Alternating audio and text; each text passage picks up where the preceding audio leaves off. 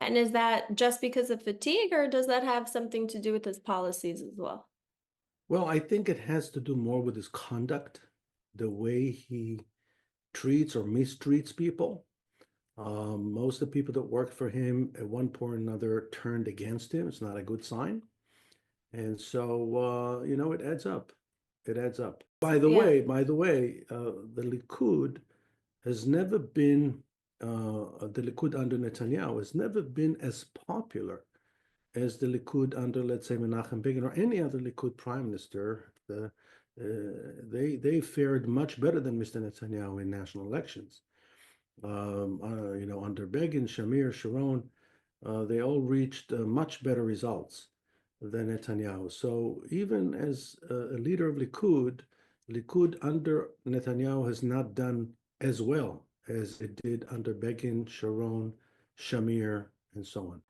Can you explain to us the different parties and in the Israeli parliament and the coalition system? Like, does his not being popular right now have to do with the coalition that he made in order to get elected? Is that how he even got elected? How does Yeah, someone who's not so popular get elected again? all right. So there's a very good question, and there's a very simple answer to that question, and that is that a coalition agreement is a legal agreement between several parties.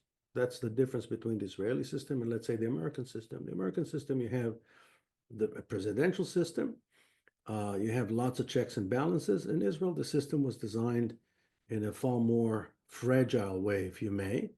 Whereas by the virtue of having a parliamentary majority, which is a requirement to form a government, the executive branch, actually controls the legislative branch.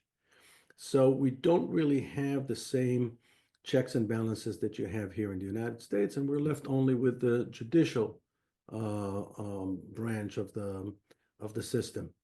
So in order for you to form a government, to build a government, you have to have a majority of over 60 in the Israeli parliament out of 120 members.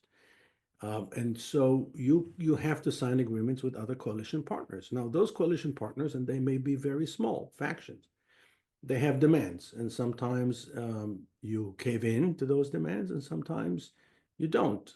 Depends on the demands.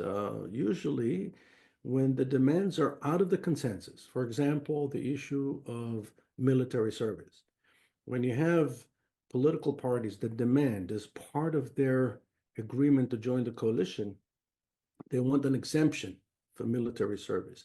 So the Israeli public could tolerate that for many, many years until 10/7. After 10/7, unacceptable to most Israelis, including religious Israelis, by the way. So the Haredi are in a total isolation on this issue.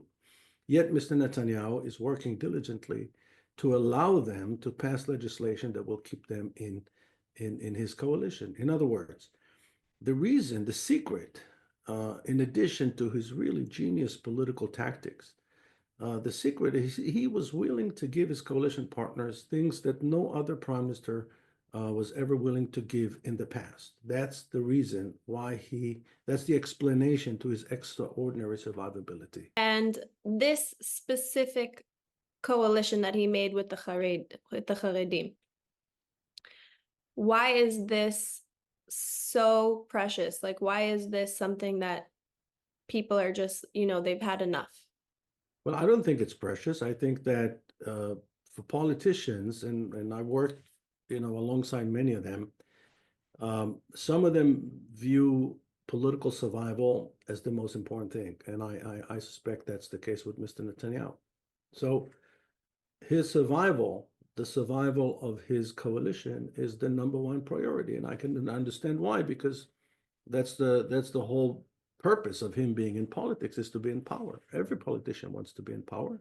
And by the way, every politician would like to have, at least to a certain degree, unrestricted degree of power so that they can execute and implement what they believe in.